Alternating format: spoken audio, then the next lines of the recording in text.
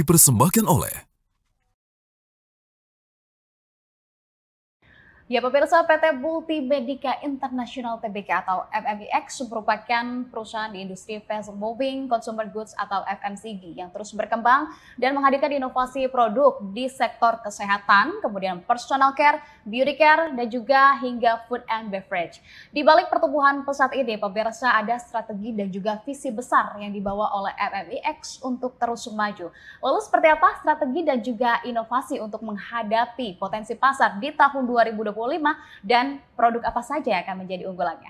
Kita bahas bersama saya Anissa Fauzia, pemirsa, dalam 30 Minutes with MMIX.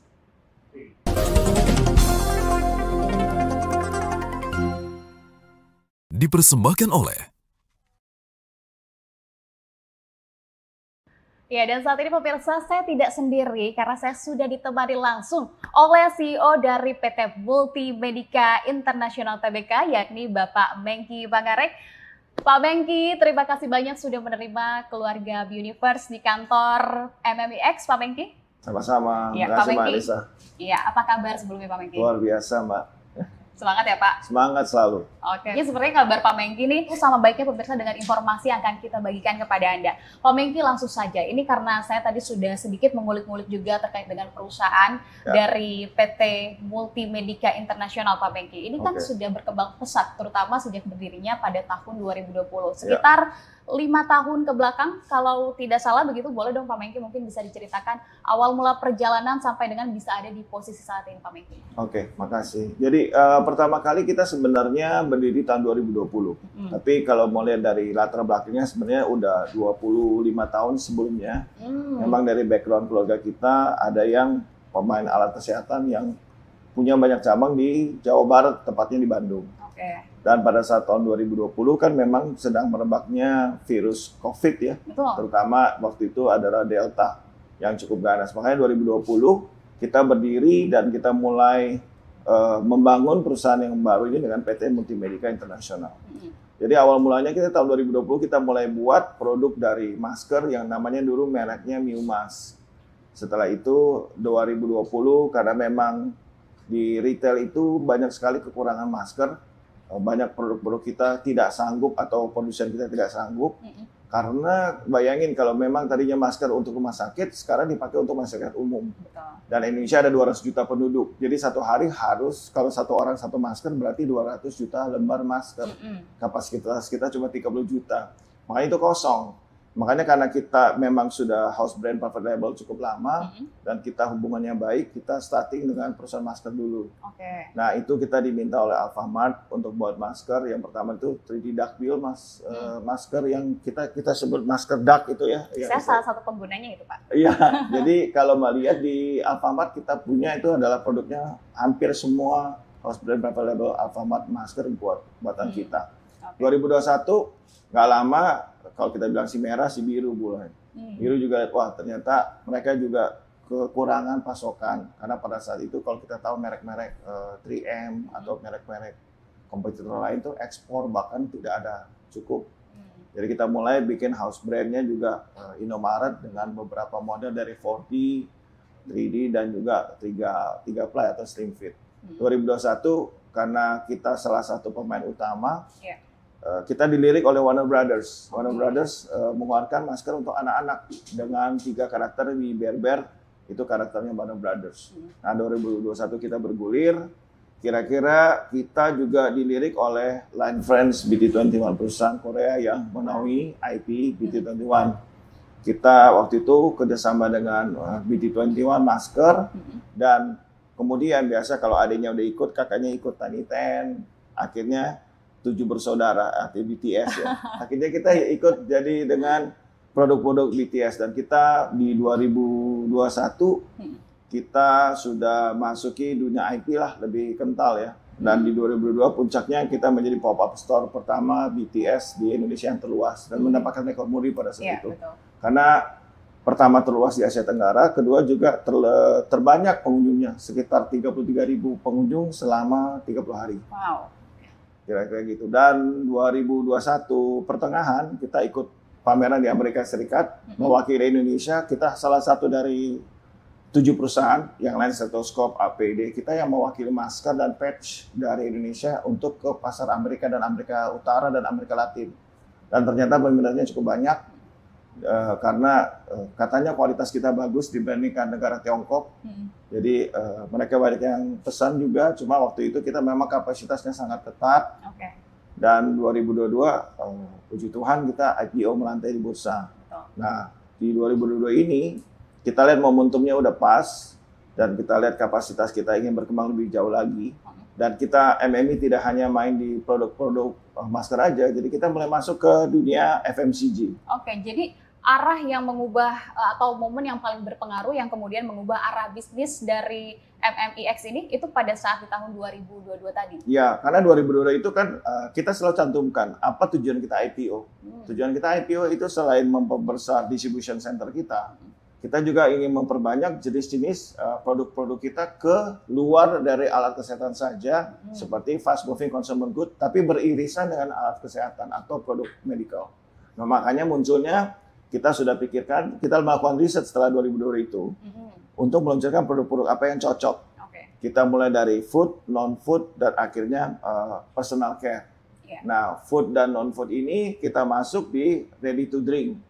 Kebetulan kita membawa IP BTS, kita luncurin BTS Coffee di 2023. Hasilnya luar biasa, banyak yang suka kan, fans-fans dari Bangtan itu garis keras ya. Jadi demen-demen produknya. Dan kita juga keluarin masker-masker juga versi Tiny Ten, dan itu juga diterima baik di 2023. Tapi itu tetap kita research, karena kita tujuan nanti ke fast moving consumer goods, apa yang kita cocok. Dan kita menemukan ada 3 kategori produk yang cukup menarik. Apa itu, Pak? Jadi pertama kita harus masuk ke personal care dan personal hygiene. Selain dengan skincare dan beauty, itu nanti belum saya bisa sebutin sih, masih dalam proses. Karena itu harus riset 1-2 tahun. Yang kita berhasil keluarin di 2023 akhir itu adalah produk tadi yang patch. Setelah patch itu keluar, kita baru PD di 2024 kita launching baby product. Jadi baby product itu ada apa? Popok bayi dulu, baby diaper. Kemudian diluncurin dengan tisu bambu. Kemudian diluncurin lagi nanti dengan produksi air alkali. Ya, itu yang kita keluarkan selama tahun 2024. Dan ternyata riset kita berhasil, artinya animonya cukup baik dari baby diaper. Kenapa baby diaper? Karena Indonesia, saya suka bilang sama tetangga kita, 1 tahun 1 Singapura. Mereka suka tersinggung, tapi benar saya bilang. Indonesia tuh 1 tahun 5 juta bayi baru. Ya, kalau di luar negeri nanyanya kapan merit, kalau di Indonesia kapan punya anak. Kan beda pertanyaannya lain loh. Kalau setelah ditanya kapan merit, nanti ada pertanyaan lanjutan tadi, kapan punya anak? Ya, kapan punya anak. Kalau kita tanya, anaknya berapa? Bukan punya anak lagi, anaknya berapa? Coba tanya bapak-bapak ibu yang di ruangan ini, anaknya berapa? Jadi kalau luar negeri, kok punya anak? Kalau di Jepang, kok kawin? Nah, lain lagi, itu pertanyaannya beda-beda. Jadi buat kita... Jadi ini menjawab pertanyaan itu? Iya, jadi Indonesia termasuk negara yang dikaruniai Tuhan. Tuhan ciptakan Indonesia dengan tersenyum, subur, makmur, banyak mineral, dan banyak anak. Itu aja yang saya ngomongin. Jadi itu happy dasar gitu. Utamanya ya Pak ya? Iya, dan baby diaper itu ternyata pasarnya cuma Mbak, 283 triliun rupiah. Cuma. Sebetulnya ini angka yang cukup besar atau signifikan atau seperti apa Pak? Di Indonesia sudah bikin cemburu semua negara. Karena itu pasarnya seksi banget dan besar banget. Jadi kalau di Cina sudah mengalami penurunan, pertumbuhannya sudah di bawah 1%, 0,9. India masih 1,2%. Indonesia dengan bangga 2,3%, Mbak. Nggak malu Indonesia. Jadi Indonesia kalau 300 juta penduduk ya 5 juta tuh minim. Jadi kalau kita 3 tahun ngalahin Malaysia, 5 tahun kita ngalahin Australia. Itu memang menakutkan sekali. Kekuatan penduduk Indonesia yang katanya akan 2030 Indonesia emas, itu pasti terjadi. Kira-kira gitu. Oke, baik. Pak Mengki, ini kalau saya lihat tadi, setelah kami sampai tiba di kantor ini banyak sekali pajangan-pajangan ataupun dari penghargaan-penghargaan rekor muri tadi kan. Karena dalam beberapa tahun terakhir ini PT MMIX mendapat berbagai penghargaan termasuk dari rekor muri untuk MUI Baby seperti yang saat ini ada di sini, betul? MUI Baby, kemudian juga Mutis. Kemudian bagaimana sebetulnya pencapaian ini mempengaruhi brand awareness dan juga kepercayaan dari pelanggan? Jadi kita kan selalu mau mengeluarkan produk itu harus dengan deep research lah. Pertama kita akan lihat dari tadi target kita itu market size, kuenya besar apa enggak. Setelah kita lihat kuenya besar, apakah konsisten apakah keep growing, CAGR-nya dari tahun ke tahun, dan ketiga, apakah kita masih ada peluang untuk masuk. Oke. 3 kategori itu, lalu setelah digodok, kita akan tes produk, FGD dulu, kemudian kita coba ke buyer kita, yaitu 2 pemain mini retail terbesar, apakah mereka minat apa enggak, dan pasar-pasar tradisional, dan baru kita launching produk. Makanya ketika kita launching pun kita harus lihat yang di luar negeri ini lagi terkenal apa. Jadi yang di luar negeri karena mereka 4 musim, mereka sukanya yang tipis dan sesuai dengan generasi now, X, Millennium, X, Z, Alpha, Strawberry lah istilah generasi baru. Suka yang tipis-tipis kayak pembalut wanita. Jadi kita lihat bahwa baby Indonesia juga sama karena ibunya suka yang tipis, baby suka yang tipis. Makanya kita ciptain yang tipis, tapi tipis bukan berarti murahan. Yang luar biasa, terutama mungkin dari penghargaan rekor muri ini semakin memberikan validasi begitu ya terhadap kualitas produk. Betul. Pak Mengki, kita akan bahas lagi dialognya lebih dalam, tapi usai jeda Pak Mengki. Thank you. Ya pemirsa, 30 Minutes with MMEX akan kembali usai jeda, tetaplah bersama kami.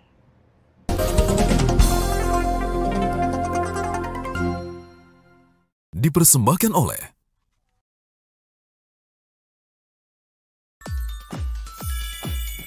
Mio Baby Premium Soap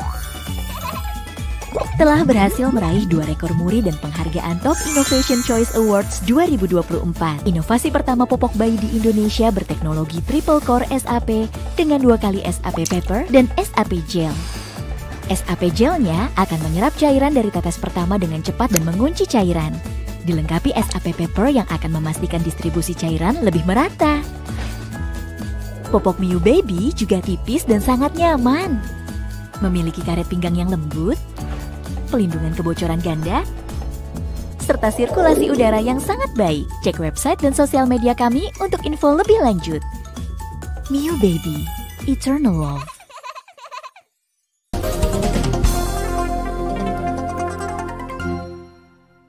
dipersembahkan oleh Terima kasih pemirsa, Anda masih bersama kami di 30 Minutes with MMEX. Pak Mengki, kita lanjutkan perbincangan kita, ini semakin menarik Pak Mengki. Tapi saya ingin bertanya untuk di segmen ini terkait dengan produk. Ini saya dengar bahwa MMEX berencana untuk meluncurkan berbagai produk baru di tahun 2025 ini. Karena memang masih menginjak bulan kedua begitu, ini akan dibuat seperti Mui Baby kemasan kecil dan jumbo. Kemudian juga ada popok dewasa Mio Comfort. Saya ingin tahu sebetulnya apa yang melatar belakangi dan inovasi apa sebetulnya melatar belakangi ini Pak Mengki.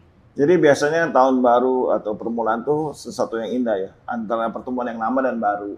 Artinya kita harus melakukan kontinuitas dari yang kita sudah kembangkan di tahun 2024. Antara lain tadi kita sudah launching baby product itu Mio Baby regular pack di tahun lalu.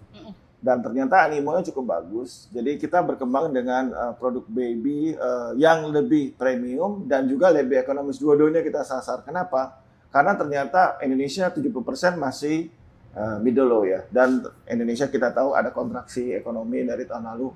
Tadinya PPN mau naik batal, terus katanya ada middle economy crisis. Jadi kita tahu bahwa orang-orang akan lebih berhemat. Kalau pemerintah lebih keren lagi.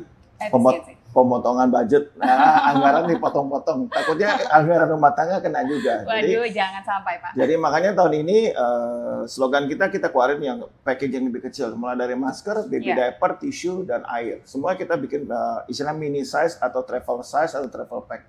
Jadi kita dari Mio Baby kita keluarin yang renceng atau sachet. Kenapa? Karena orang yang tadinya belanja bulanan tidak sanggup, jadi belanjanya 2 minggu. 2 minggu, seminggu. Akhirnya langsung SKS sistem kebut semalam malam bahwa besok mau belanja apa baru belanja hari ini.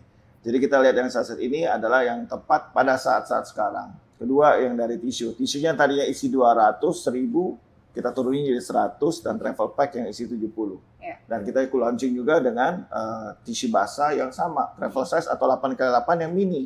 yang bisa dibawa kantong. Dan sekarang menarik generasi smart buyer, Millennium Z dan Alpha yang dikit-dikit ya lucu, imut, tapi lifestyle. Ya, itu ya kira-kira gitu ya. Oke, menyasarnya ke sana ya. Tadi tidak lupa juga dengan Mio Comfort, ini sebetulnya strategi edukasi kepada konsumennya juga bagaimana tentang manfaat dari popok dewasa Mio Comfort ini. Nah, ini nanti kita mau launching di kira-kira kuartal ketiga atau keempat. Kenapa Mio Comfort? Karena ternyata sekarang juga karena serba instan, generasi serba instan, jadi udah nggak ada tuh orang mau cuci-cuci celana dalam lagi. Artinya kalau di Jepang, Amerika, atau Eropa, orang maunya pakai yang disposable, sekali pakai buang. Dan kalau orang berpikir adult diaper itu hanya orang yang sudah di tempat tidur, tidak bisa bergerak, ternyata enggak. Tidak. Kalau Mbak lihat di negara tetangga, kalau lihat supir taksi atau supir bus di Singapura umur 70, umur 80 masih kerja. Karena orang makin lama gaya hidup tuh harus hidup sampai 70 tahun dan tidak pensiun, masih harus kerja. Kalaupun pensiun resmi, harus pensiun tidak resmi. Jadi mereka perlu apa? Kalau lagi mau jalan-jalan ya pakai diaper lah, atau mau kerja daripada dia bingung dari supir kan susah, atau dia mau tamasya. Makanya lahirlah Mio Comfort. Mio Comfort itu untuk para orang tua atau lansia tapi yang masih aktif. Kita akan keluarkan model pants. Jadi mereka bisa kerja, aktif, cari uang, atau kalau kita suka bercanda, kalau lagi nonton bola jangan lupa pakai Pampers. Kenapa Nanti kalau seperti gol ya udah tahu lah gitu kan. Jadi dia pakai Pampers dulu supaya nonton. Kalau nanti dia meleng atau artisnya lewat, kalau lagi konser ya artisnya udah lewat. Jadi sekarang pakai Pampers juga. Sebetulnya ini juga sangat memudahkan begitu ya dari segi kehidupan tentunya. Nah, tidak terlepas juga dari strategi marketing, Pak Mengki, dari strategi pemasaran juga. Seperti apa sebetulnya yang diterapkan untuk menjangkau konsumen yang lebih luas, terutama dalam kategori popok bayi tadi, kemudian juga masker, tisu basah, dan juga produk-produk lainnya. Jadi kalau kita bilang kita sekarang marketing pun harus kreatif. Kita tidak bisa meninggalkan konvensional secara pasar tradisional, tapi tidak juga melupakan generasi baru yang sekarang melek gadget dari sejak kecil. Jadi mereka sudah lebih lama, waktunya 2,5 jam atau 2 jam menurut survei, minimal sehari lihat handphone, gadget mereka.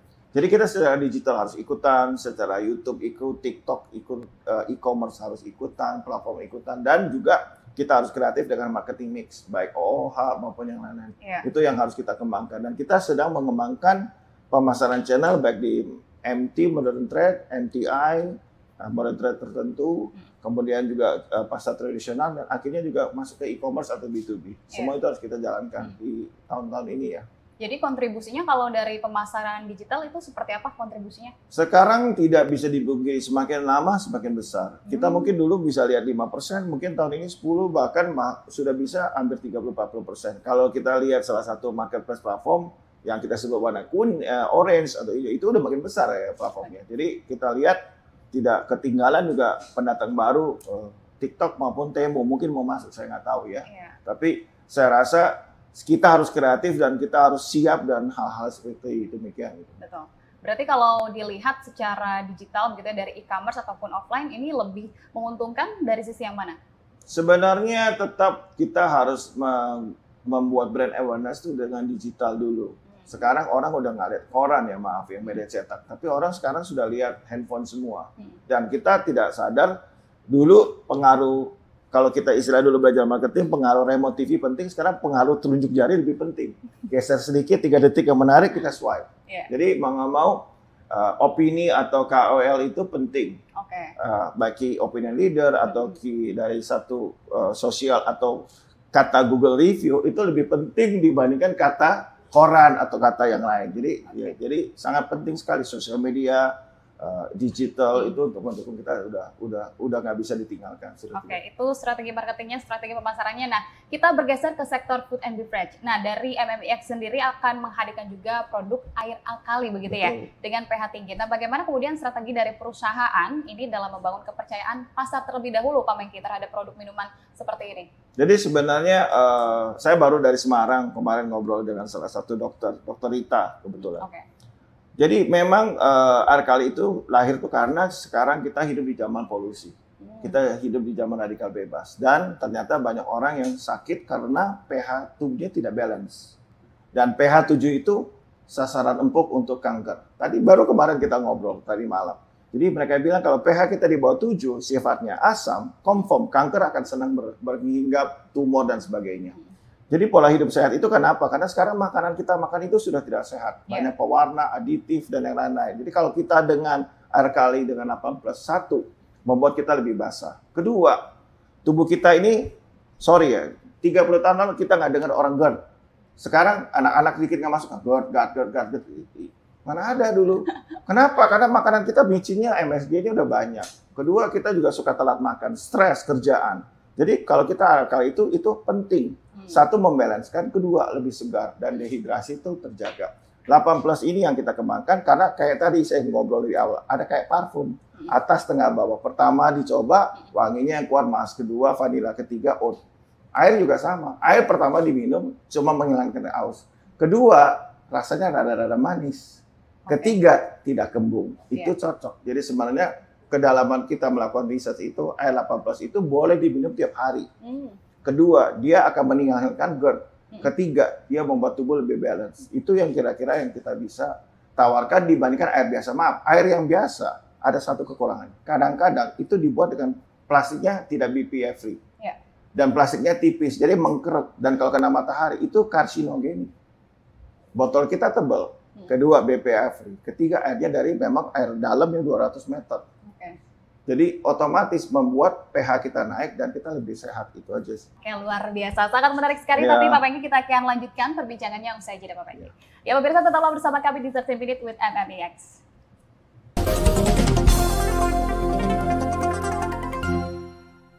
Dipersembahkan oleh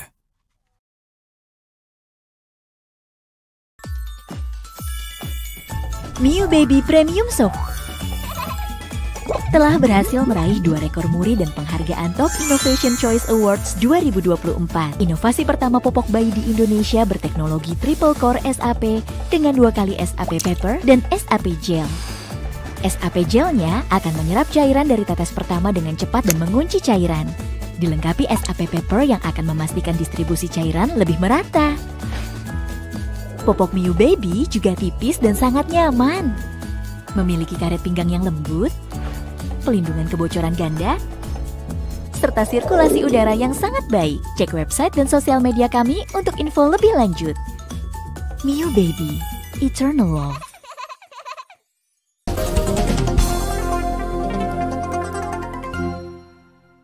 dipersembahkan oleh Terima kasih banyak pemirsa Anda masih menyaksikan 30 Minutes with MMEX. Oke, Pak Pengki, kita lanjutkan perbincangan sangat menarik ini. Nah, di segmen terakhir ini saya mungkin ingin membahas terkait dengan perusahaan dari tantangannya, Pak Pengki. Oke. Tantangan terbesar sebetulnya yang dihadapi dari MMEX dalam ekspansi bisnis mungkin ke depannya yang Anda perkirakan apa dan kemudian strateginya nanti bagaimana, Pak Pengki? Ya, jadi sebenarnya tantangan itu ada dua, internal dan eksternal. Dari internal sendiri artinya di sesama industrinya pasti persaingan. Kompetitif di industri ini sangat ketat, marginnya single digit. Jadi kalau kita tidak melakukan inovasi atau kita tidak melakukan satu produk yang memang unik, itu sangat berat. Berarti kita harus juga menggunakan cara-cara yang kreatif. Nah, hal ini yang harus mendasari MMI berdiri, makanya kita keluarin USP yang belum pernah ada. Oke. Atau misalnya kita mau keluarin tadi, Miu Comfort udah disinggung. Kita akan keluarin sanitary napkin yang celana, orang lain nggak punya. Kalau pembalut biasanya yang perekat, kita yang celana. Kenapa? Karena di luar negeri semua udah pakai yang tipenya pants. Terus kedua, kita keluarinnya renceng. Kenapa renceng? Karena mengatasi tadi krisis ekonomi dan maksudnya kontraksi ekonomi yang kita sudah rasakan, inflasi yang cukup tinggi, pengangguran, PHK dan juga budget cutting, itu harus kita jalankan di tahun ini. Kedua, eksternal. Eksternal itu apa mulainya? Tadi yang kita sudah sebutkan bahwa evolusi di dunia digital itu sangat cepat. Yeah. Kalau kita tidak ikutin AI, kita tidak ikutin perkembangan baru, tentu orang itu sudah bergeser. Nanti tanya belanja atau tidak tanya orang, tanya ke ChatGPT, belanja apa yang menarik hari ini? Keluar dia 5 belanja yang hari ini apa? Merek apa yang terkenal? Dia nggak nanya lagi. Jadi kita tuh harus berani melakukan inovasi yang cukup besar dan ada cepat. kombinasi ya di antara keduanya. Iya, kita harus hybrid sekarang. Kita tidak mau kita harus mengikuti perkembangan zaman. Oke. Nah, selain dari fokus pada bisnis tadi, apakah kemudian dari FMBX juga ini memiliki program tanggung jawab sosial Pak Mengki, seperti CSR begitu yang tujuannya tentunya untuk memberikan manfaat juga kepada masyarakat? Ada tidak Pak Mengki? Pasti ada, dan kita salah satu slogan kita adalah Together We Care. Produk kita tidak hanya mencari keuntungan. Contohnya tisu bambu. Kenapa kita pilih tisu bambu? Karena kita mikir bambu itu ramah lingkungan. Menanam satu pohon pulp itu perlu 30 tahun. Bambu hanya 3 tahun. Memotong pohon 1 ton tisu biasa virgin pulp itu akan memakan 330.000 pohon. Sedangkan kalau kita bambu hanya 36 bulan sudah tumbuh. Dan bambu itu dipercaya lebih go green karena dia punya sifat untuk menghilangi oksidasi dan polusi CO2 yang lebih tinggi. Dan bambu punya sifat alami itu hypoallergic dan anti-bakteri. Jadi kalau orang yang pakai tisu bambu, maaf kalau kita suka flu, pilek, pakai tisu biasa tetap meler karena dia ada serbuk polennya. Kalau tisu bambu nggak ada. Dan bambu di G20 kemarin yang menang go green. Makanya kita pertama kali go green. Kenapa mendukung CSR? Karena kita tahu tisu bambu itu di luar negeri lebih mahal. Kita nggak, harga kita sama. Paling indeks price-nya di atas harga biasa cuma 110. Air alkali, air kesehatan. CSR kita bagi-bagi air, kita bagi-bagi tisu bagi yang kurang mampu dan memang membutuhkan pertolongan. Di rumah sakit kita juga ada program-program CSR, maupun di umum kita juga ada bagi-bagi masker gratis ke anak-anak yang membutuhkan. Itu sangat penting. Oke. Menarik pemirsa, banyak formula yang lebih ramah lingkungan begitu ya. Nah Pak Mengki, bagi MMX sendiri sebetulnya kalau melihat dari peluang ekspansi ke pasar internasional begitu Kak, apakah ada rencana untuk membawa merek New Baby, Mutis ataupun produk food and beverage ini ke luar negeri atau seperti apa sih nanti? Jadi sebenarnya tahun ini tahun yang bagus. Sejak Presiden Amerika Donald Trump terjadi trade war Amerika dan China. Kita yang kebagian sebenarnya. Kebagian apa? Kebagian untungnya. Kenapa kita melihat itu peluang? Untuk itu MMI target tahun ini kita akan membuka pabrik. Yaitu pabrik popok diaper pertama di Indonesia yang memproduksi SAP dalam negeri. Jadi banyak kan SAP itu masih impor. Kita sekarang mau buat dalam negeri. Dan kita mobil popok tertipis yang ada di Indonesia. Kita jangan kalah dengan Jepang dan Jerman atau Tiongkok. Kita harus lokalisasi dengan menggandeng salah satu partner kita dari China terus terang. Karena memang kita harus belajar, kita akan buat di Indonesia.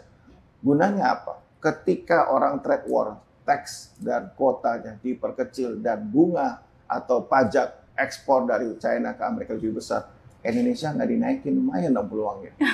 Jadi kita bisa ekspor jangankan ke negara tetangga kayak Singapura, Malaysia, tapi kita akan ekspor ke US. Dan itu ya target kita. MMIX itu sama Mbak. Sebelum kejadian 2 tahun lalu kita sudah pikir pasti akan trade war, benar terjadi trade war. Makanya kita langsung ready di pertengahan tahun. Mudah-mudahan kita akan buka pabrik pertama dengan teknologi SAP untuk ekspor ke luar negeri. Baik popok bayi, adult diaper, underpad, dan juga sanitary napkin pertama dari Indonesia yang kirim dengan teknologi SAP full. Luar biasa, jeli sekali pemirsa melihat peluang-peluangnya ini. Tapi kalau dilihat tantangan utama kira-kira nanti kalau dalam menembus pasar internasional? Pasti inovasi. Kedua, kompetitif. Ketiga, harus punya cara marketing yang unik. Dan keempat, kita sendiri harus kreatif dan cepat. Speed is the key. Salah satu sukses. Kalau kita telat, lihat aja Meksiko. Gitu ya. Tiba-tiba kita, Mbak kalau pernah ke Tijuana, 6 tahun lalu nggak ada siapa-siapa. Dan sekarang semua pabrik China buka di Tijuana. Karena dia menggunakan NAFTA.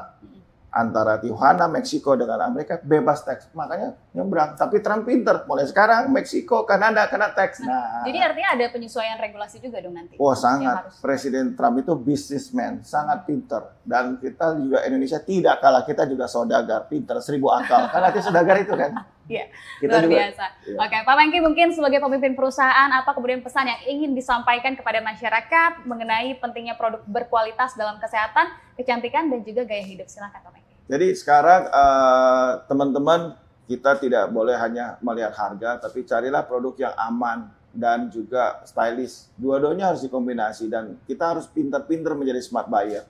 Dalam arti smart buyer itu apa? Kita harus memilih produk yang baik, tapi kualitasnya terjangkau atau baik dan harganya terjangkau, tapi juga yang punya ramah lingkungan. Itu harus dikombinasi. 3 itu harus 3 in 1. Dan itulah kunci kita ke depan untuk menjaga anak cucu kita agar bumi tidak panas, tetapi harganya bagus, hemat di kantong, hemat di hati, kira-kira gitu. Oke, luar biasa. Pak Mengki, terima kasih Sama-sama. banyak. Senang sekali rasanya bisa mengetahui banyak insight dari Pak Mengki. Kalau begitu kita sudahi segmen kali ini Pak Mengki. Nanti kita berjumpa lagi dan berbincang lagi di lain waktu Pak Mengki. Terima kasih Mbak Anissa. Baik. Ya, itulah dia pemirsa perbincangan kami bersama dengan CEO dari PT Multimedica International Tbk, yakni Bapak Mengki Mangarek. Terima kasih pemirsa atas kebersamaan Anda. Mewakili seluruh yang bertugas, saya mengucapkan sampai jumpa.